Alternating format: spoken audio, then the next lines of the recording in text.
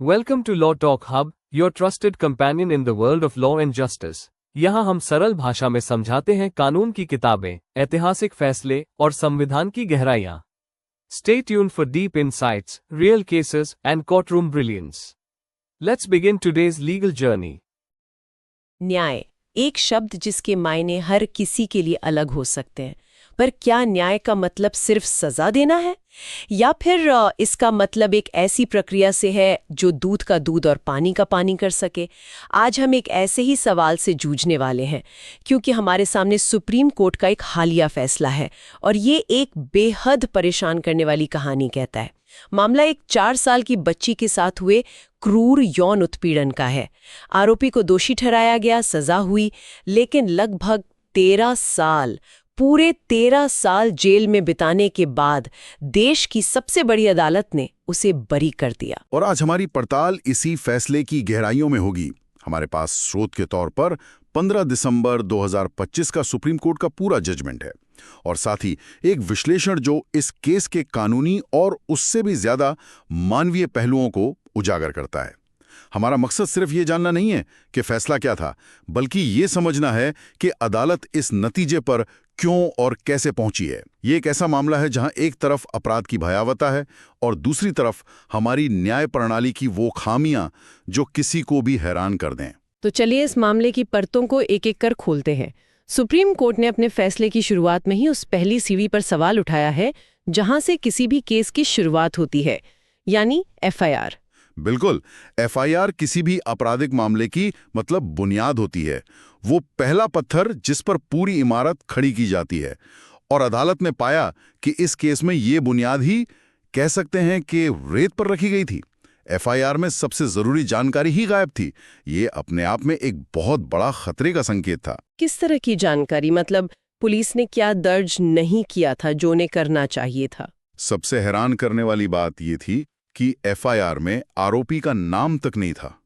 सोचिए, शिकायतकर्ता बाद में अदालत में कहता है कि उसे सब पता था, लेकिन घटना के तुरंत बाद जब एफआईआर लिखवाई गई तो उसमें किसी का नाम नहीं था. अच्छा. और तो और बाद में अभियोजन पक्ष ने जिन 4 लड़कों को अपना सबसे बड़ा गवाह बनाया, हाँ, वो लास्ट सीन वाले गवाह, वही ये कहकर कि उन्होंने ही आरोपी को बच्ची के साथ आखिरी बार देखा था, उन लड़कों का भी एफआईआर में दूर दूर तक कोई जिक्र नहीं था. ये तो बहुत ही अजीब है. मतलब अगर आपको पता है कि मुजरिम कौन है और गवाह कौन है, तो आप सबसे पहले वही तो लिखवाएंगे. तो अदालत ने इसे सिर्फ एक भूल या लापरवाही माना या कुछ और? नहीं, अदालत ने इसे महज एक भूल नहीं माना. उन्होंने साफ कहा कि ये सिर्फ एक चूक नहीं है, बल्कि एक ऐसी कमी है जो पूरे केस की कहानी पर गहरा शक पैदा करती है. जजमेंट में लिखा है कि अगर ये बातें सच थीं और शिकायतकर्ता को पता थी तो उनका एफआईआर में ना होना वो इस संभावना की ओर इशारा करता है कि शायद ये कहानी बाद में सोची समझी गई और गढ़ी गई है. यहीं से केस की इमारत डगमगाने लगी थी. और यहीं से मामला और भी पेचीदा हो जाता है. अभियोजन पक्ष का पूरा केस उन्हीं 4 लड़कों के गवाही पर टिका था, जिन्होंने कहा कि उन्होंने आरोपी को बच्ची को घर से बाहर धकेलते हुए देखा था. जी, और अदालत ने इस लास्ट सीन थियरी को पूरी तरह से खारिज कर दिया. कोर्ट को यह लगा कि यह कहानी बाद में बनाई गई है, मतलब गढ़ी हुई लगती है. क्यों? गवाहों की कहानी में ऐसा क्या था जो कोर्ट को भरोसे के लायक नहीं लगा? पहली बात तो ये कि इन गवाहों के नाम घटना के 1 दिन बाद अचानक से सामने आए. एफआईआर में तो थे ही नहीं. फिर उन 4 में से 2 गवाह, बिलाल अहमद और मोहसिन गफूर खान, वो अपने बयान से मुकर गए. अच्छा, तो वो हॉस्टाइल हो गए. बिल्कुल, उन्हें हॉस्टाइल घोषित कर दिया गया. और जो बाकी 2 बचे थे, आरिफ खान और शहजाद खान, उनके बयानों में इतने विरोधाभास थे, इतनी कॉन्ट्रडिक्शंस थीं कि उन पर यकीन करना मुश्किल था. और शायद कोई पुरानी दुश्मनी का भी मामला था. हाँ, ये भी एक बहुत बड़ा पॉइंट था. एक गवाह आरिफ खान, उसके परिवार और आरोपी के परिवार के बीच पुरानी दुश्मनी थी, तो ये मोटिव का शक भी पैदा करता है. और तो और अदालत ने इन गवाहों के व्यवहार को भी अत्यधिक अस्वाभाविक माना. अस्वाभाविक किस तरह से? आप सोचिए, वो कहते हैं कि उन्होंने एक 4 साल की नग्न और खून से लथपथ बच्ची को देखा और उसे कपड़े पहनाने या पुलिस को बुलाने के बजाय वो उसे कहीं और ले जा रहे थे. कोर्ट ने कहा कि ये किसी भी आम इंसान का बर्ताव नहीं हो सकता. तो गवाहों की कहानी में इतने सारे झोल थे, बयानों में विरोधाभास, पुरानी दुश्मनी और उनका अजीब व्यवहार. ये सोचना लाजमी है कि अगर गवाहों की कहानी इतनी कमजोर थी तो क्या जांच अधिकारियों ने कोई और ठोस सबूत इकट्ठा करने की कोशिश की? कर रही हैं. वही सुप्रीम कोर्ट के फैसले के शब्दों में झलकती है। कोर्ट ने जांच के लिए बहुत सख्त शब्दों का इस्तेमाल किया है। उन्होंने जांच को पूरी तरह से चौपट यानी होपलेसली बॉच्ड कहा है और जांच अधिकारियों के रवैये को घोर लापरवाही यानी रैंक एपिथी वाला बताया है। यह दिखाता है कि समस्या सिर्फ गवाहों की नहीं बल्कि पूरी जांच प्रक्रिया की थी। क्या आप कुछ उदाहरण दे सकते हैं कि जांच में ऐसी क्या बड़ी खामियां थी जिन्हें अदालत ने इतना गंभीर माना? कई थी। सबसे पहले तो वही 4 लड़के जिन पर पूरा केस टिका था। पुलिस ने उनसे कभी ढंग से पूछताछ ही नहीं की। उनका मेडिकल परीक्षण तक नहीं कराया गया, ये जानने के लिए कि क्या उनका इस अपराध से कोई लेना देना हो सकता है। ये जांच का सबसे बुनियादी हिस्सा होता है जिसे नजरअंदाज कर दिया गया। और वैज्ञानिक सबूतों का क्या? आज के जमाने में तो हर कोई डीएनए और फॉरेंसिक्स की बात करता है। यही तो इस केस का सबसे दुखद पहलू है। डीएनए प्रोफाइलिंग जैसा महत्वपूर्ण वैज्ञानिक सबूत इकट्ठा करने की कोई कोशिश ही नहीं की गई। सोचिए, डीएनए से यह साफ हो सकता था कि आरोपी का पीड़िता से कोई संपर्क हुआ था या नहीं। ये एक ऐसा सबूत होता जिस पर कोई शक नहीं कर सकता था, लेकिन जांच एजेंसी ने उस दिशा में सोचा तक नहीं। उन्होंने अपनी पूरी कहानी सिर्फ उन गवाहों पर बना दी जो बाद में खुद ही अविश्वसनीय साबित हुए। और सुनने में आया है कि आरोपी के घर से कुछ खून से सने कपड़े भी बरामद हुए थे। क्या वो एक मजबूत सबूत नहीं था? कागज पर तो लगता है, लेकिन वहां भी जांच में गंभीर चूक हुई। पहली बात, अभियोजन पक्ष अदालत में यह साबित ही नहीं कर पाया कि जिस घर से ये चीजें बरामद हुईं वो घर असल में आरोपी का ही था। कोई मालिकाना हक का दस्तावेज, कोई किराएदारी का एग्रीमेंट या किसी पड़ोसी का बयान तक रिकॉर्ड पर नहीं था जो ये कह सके कि हाँ, आरोपी यहीं रहता है। कमाल है। और दूसरी चूक क्या थी? वो और भी ज्यादा गंभीर है। इसे कानून की भाषा में चेन ऑफ कस्टडी का टूटना कहते हैं। चेन ऑफ कस्टडी, ये क्या होता है? इसे जरा आसान भाषा में समझाइए। इसे ऐसे समझिए जैसे आप कोई ऑनलाइन ऑर्डर मंगवाती हैं। आपको पता होता है कि आपका पैकेट कहां से चला, कहां पहुंचा, किस डिलीवरी सेंटर में है और आखिर में किस डिलीवरी वाले के हाथ में है। अगर बीच में कहीं ट्रैकिंग टूट जाए तो आप यकीन से नहीं कह सकती कि पैकेट के साथ क्या हुआ। समझ गई। सबूतों के साथ भी यही होता है। यह साबित करना होता है कि सबूत को मौके से उठाने से लेकर उसे सील करने, पुलिस स्टेशन के मालखाने में रखने और फिर फॉरेंसिक लैब तक पहुंचाने तक हर कदम पर वो किसके पास था और उसके साथ कोई छेड़छाड़ नहीं हुई है। और इस केस में ये चेन टूटी हुई थी? बिल्कुल।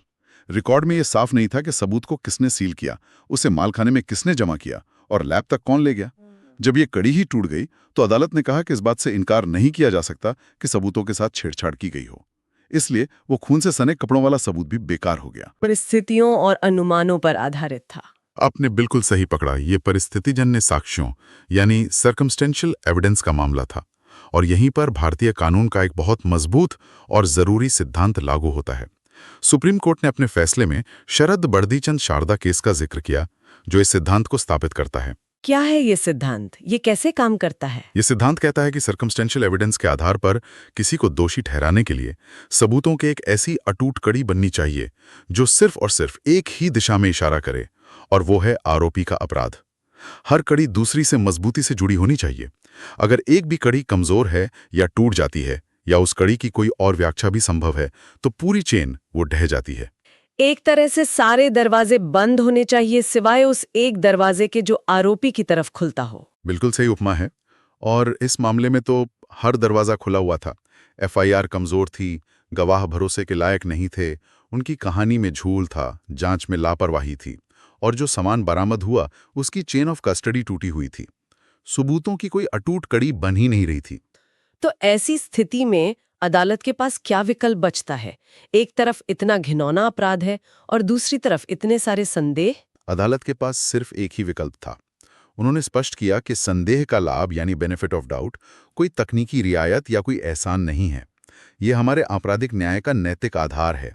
इसका मतलब है कि अगर अभियोजन पक्ष अपने केस को संदेह से परे साबित नहीं कर पाता तो आरोपी को बरी करना ही होगा, चाहे अपराध कितना भी गंभीर क्यों ना हो। अदालत ने एक बहुत महत्वपूर्ण बात कही, पीड़िता के प्रति हमारी सहानुभूति कितनी भी क्यों ना हो, वो सबूत की जगह नहीं ले सकती। इस पूरे मामले को सुनकर बहुत निराशा होती है। एक बच्ची जिसे न्याय नहीं मिला, एक सिस्टम जो सच को सामने लाने में नाकाम रहा। लेकिन क्या इस फैसले में कोई सकारात्मक पहलू भी है? क्या अदालत ने सिर्फ खामियां गिनाकर केस बंद कर दिया? नहीं, और यही इस फैसले की एक खास बात है। अदालत ने सिर्फ समस्या नहीं बताई बल्कि भविष्य के लिए एक समाधान देने की भी कोशिश की है। फैसले के आखिर में सुप्रीम कोर्ट ने देश की सभी निचली अदालतों के लिए एक नया और बहुत जरूरी निर्देश जारी किया है। वो क्या निर्देश है? अब से हर आपराधिक मामले के फैसले के आखिर में 3 अलग-अलग टेबल या चार्ट बनाने अनिवार्य होंगे। पहले चार्ट में सभी गवाहों की लिस्ट होगी, दूसरे में पेश किए गए सभी दस्तावेजों का ब्यौरा और तीसरे में केस से जुड़े सामान यानी मुद्दामल की पूरी जानकारी होगी। और इससे फायदा क्या होगा?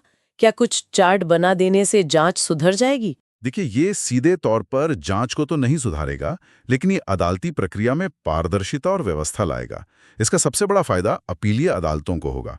जब कोई मामला हाई कोर्ट या सुप्रीम कोर्ट में अपील में जाता है, तो जजों को हजारों पन्नों के रिकॉर्ड में से ये ढूंढना नहीं पड़ेगा कि कौन गवाह है, क्या सबूत पेश हुआ। एक नज़र में चार्ट देखकर केस का पूरा खाका उनके सामने होगा। इससे समय बचेगा और फैसलों में स्पष्टता आएगी। ये एक प्रक्रियात्मक सुधार है, लेकिन एक जरूरी सुधार है। ये एक अच्छी पहल लगती है, कम से कम रिकॉर्ड को व्यवस्थित करने के लिए। तो अंत में ये फैसला हमें कहाँ लाकर खड़ा करता है?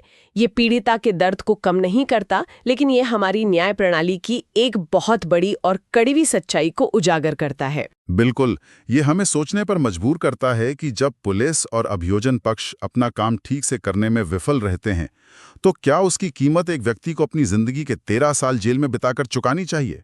सुप्रीम कोर्ट का ये फैसला एक शक्तिशाली अनुस्मारक है कि न्याय का मतलब सिर्फ किसी को सजा देना नहीं होता, बल्कि न्याय का मतलब हर किसी के लिए, चाहे वो पीड़िता हो या आरोपी, एक निष्पक्ष और पारदर्शी प्रक्रिया सुनिश्चित करना भी है। अगर प्रक्रिया ही दागदार हो, तो नतीजा चाहे जो भी हो, उसे सच्चा न्याय नहीं कहा जा सकता। आपने सही कहा। जब जांच ही संदेह के घेरे में हो, जब सबूत ही बनावटी लगे, तो जो नतीजा निकलता है उससे न्याय कहना मुश्किल हो जाता है। ये केस इसी कड़वी सच्चाई को हमारे सामने रखता है। ये पूरा मामला एक और सवाल खड़ा करता है, जिस पर शायद हमें रुककर सोचना चाहिए। हमें ये सोचना होगा कि हमारी जांच एजेंसियां आज भी गवाहों पर इतनी निर्भर क्यों है? क्या ये संसाधनों की कमी है, प्रशिक्षण का अभाव है, या फिर वो वैज्ञानिक सबूतों को संभालने की विशेषज्ञता की कमी है? ये एक बहुत जरूरी नुक्ता है। ये केस सिर्फ एक व्यक्ति की कहानी नहीं है, बल्कि ये उस प्रणालीगत समस्या की ओर इशारा करता है जहां एक गवाह के मुकर जाने से पूरा केस ढह जाता है, जबकि डीएनए जैसा ठोस सबूत मेज पर ही नहीं लाया गया। ये फैसला हमें यह सोचने के लिए छोड़ जाता है कि क्या न्याय की तलाश में हम विज्ञान के सबसे भरोसेमंद रास्ते को ही अनदेखा कर रहे हैं और इंसानी गवाही की कमजोर नींव पर ही अपनी इमारतें खड़ी करते जा रहे हैं। Thank you for your valuable time and for being a part of law talk hub. नए वीडियो और न्यायिक ज्ञान के लिए जुड़े रहिए। Don't forget to like, share and subscribe. See you in the next one.